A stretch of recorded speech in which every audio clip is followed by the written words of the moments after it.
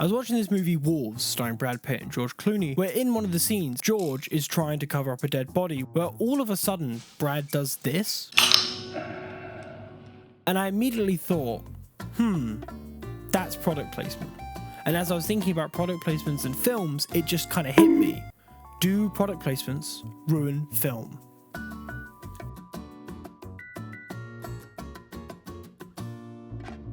When you watch a movie or TV show, you get adverts that stop and break up the piece of media you're watching, but now there are advertisements integrated into the film itself. Right here. This is not a new thing, as it spans back decades, going back to 1896 with pioneering French filmmakers, and as they exhibited their films in Paris to the first paying audience for a projected motion picture. Now what were they selling? Soap.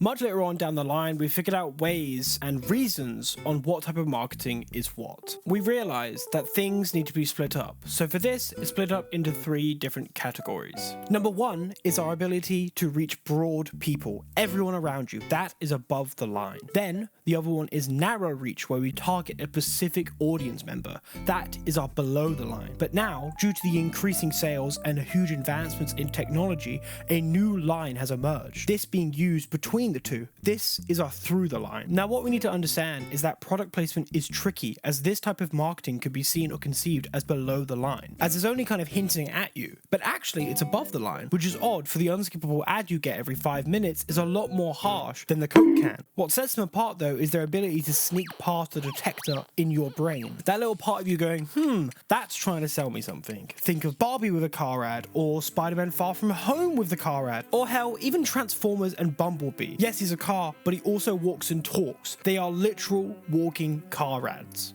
One of my favourite examples of product placement in film is in Bullet Train by David Litch, where it stars Brad Pitt, Aaron Taylor-Johnson, and Brian Tyree Henry, in which we get a plethora of characters in action as this train bullets along the track with the inclusion of montages.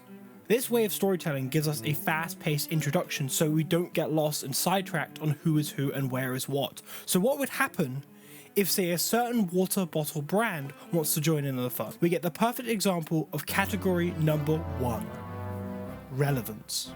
The term relevance comes from the idea that it has to be useful to what is happening or being talked about. So in the instance of product placements, it has to feel natural, it has to feel included, and it has to feel useful to what they're actually doing in the scene. This montage has a whiplash effect of showing us key plot points and character-driven moments to amplify the action. It's to basically tell us what has happened on this train to catch us up to this moment, but it also sells you a water bottle. Let's look at a bad example, which is actually the example I showed you earlier in Wolves. Wolves with Brad Pitt? Where have I heard that name before? That's odd. This PP, product placement for short, where it uses their environmental filming techniques to grab your attention, pulling you out of the scene to look at the drink. Wolves uses relaxation and comedic intent, that little break in the tension of the dead body to go, that is the relevance of product placement. It takes you out due to the clear positioning and focus on it, the intrigue of this mystery bodies being snatched away from your attention, like the last slice of pizza in a Papa John pizza box. I know it was you, Brian. You have pizza sauce all over your damn shirt. Wolves does the same. It says, hey, look at this Coke bottle. It's so much better than dealing with a dead body. Its issue is that it could have been anything, a bag of crisps, a snack, or even a Coke can. Its relevance is irrelevant when compared to the thought-provoking Fiji bottle previously, as it understands the context and the illusion of what it means to sell you on something while you're trying to watch a film. Say compared to a certain little Dunkin' Donuts advertisement, that could only be Dunkin' Donuts. But when you look at the Dunkachino, you go, I get that it's relevant to the story because they're talking about advertisement, but I don't believe that. Al Pacino said it himself. Burn this.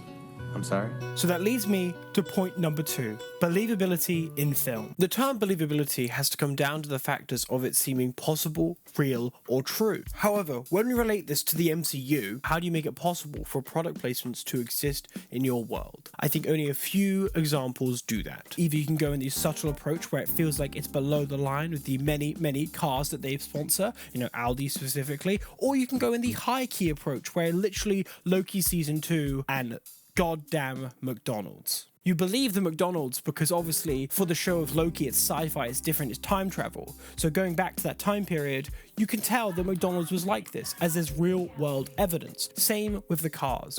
Aldi, they are constantly changing their cars that look the same. My God. Fuck you! Guess it's believable as they would drive them in real life. You know, they're real life cars that you can buy yourself. You know, you're looking at the film and you're looking at, you know, Nick Fury and Tony Stark driving, go, oh my God, I want to drive that. Look what it can do. That I believe. But then when you switch gears and you go to something like a spy thriller, like in Captain America, the Winter Soldier, it should be different. And it kind of is. The way that this scene provides product placement is something I don't particularly see anymore, as it's subtle and believable. Once again, we're seeing the word immersion pop up as it uses its environments to its advantage. It's using the world around it to shape the narrative and shape the product placement. It's everywhere around them. It's the laptop she's using. It's on the guy's shirt. It's around in the background. It's not the forefront of the scene. It's not trying to sell you directly, just subconsciously. It's trying to go past that detector in your brain. If you couldn't tell already, the product is Apple computers and kind of the store that Apple provides. The product is second. The product is immersing you in and making it believable as they do their actions. What I'm getting at here is if you want to make it believable, don't shove it in my face and show it to me subconsciously. One example that will never leave my subconscious is in World War Z, the action horror film that stars Brad Pitt. This guy keeps on turning up. I'm so sick of this dude drinking and eating. What the fuck are you? Are you a product placement? Do I just sell? Am I selling myself on Brad Pitt? Oh, Brad Pitt, sorry, Gary, is the only one to reach these samples, but is also unable to leave because of the lone zombie blocking the path. Gary tests this theory by injecting himself with a pathogen. As he opens the door, his theory is proven correct and the zombies ignore him, proving that he doesn't need to be cured, he needs to be invisible. He needs to be undetectable from these zombies. It's not the injections themselves that are the product placements, it's actually something much worse. The way I think about this advertisement is that it's not actually first, it's not the best advertisement, it's not the worst one I've ever seen, but it gets like the brownie points of advertisement. It's like, yeah, that's awful, well done, you get the brownie points, you get the star on the fridge. Obviously this is an adaptation of something where there is the movie, the game and the book, but the brownie point actually goes to the book being first, made in 2006, with the film being in 2013 and the game being in 2019, but somehow all adaptations of the original book. So once again I say the book gets the brownie points for being the original. It's you! It's you!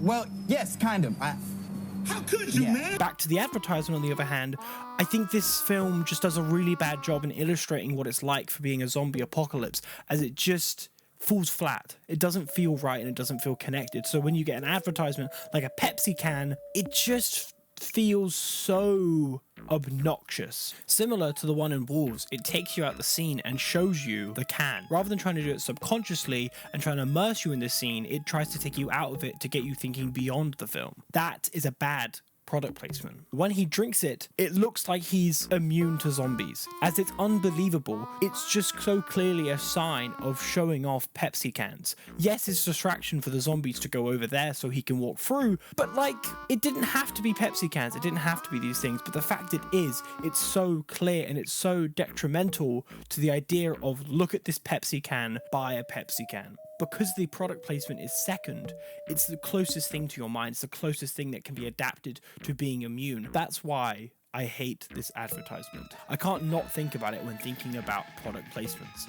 I guess that works, and I guess that's what they wanted to achieve with their advertisement, but my God, does it suck. Stage 3 is immersion, and I've been talking about it in regards to the first two stages, as you can't have anything in the PP scenes without immersion. If you're not immersed in the first place, you'd be simply watching an unskippable ad. So, with this category, it's really actually a breakdown for the necessity for it. Think of examples like Back to the Future and the DeLorean, or James Bond with Aston Martin's DB5, as it's appeared since the 1960s. In the other world of like Pixar and animated films, we have 1991's Toy Story with the little cameo of Etch-a-Sketch, as this movie is about Andy and his toys. It makes sense to have a thing like Etch-a-Sketch be involved It's little, it's believable, immerses you into the real world, thinking if Etch-a-Sketch is real, so can Woody and Buzz. All I've got to say, at the end of the day, product placements will never leave the studios. They'll never leave these people's minds, as it makes them more money. So I have to ask you,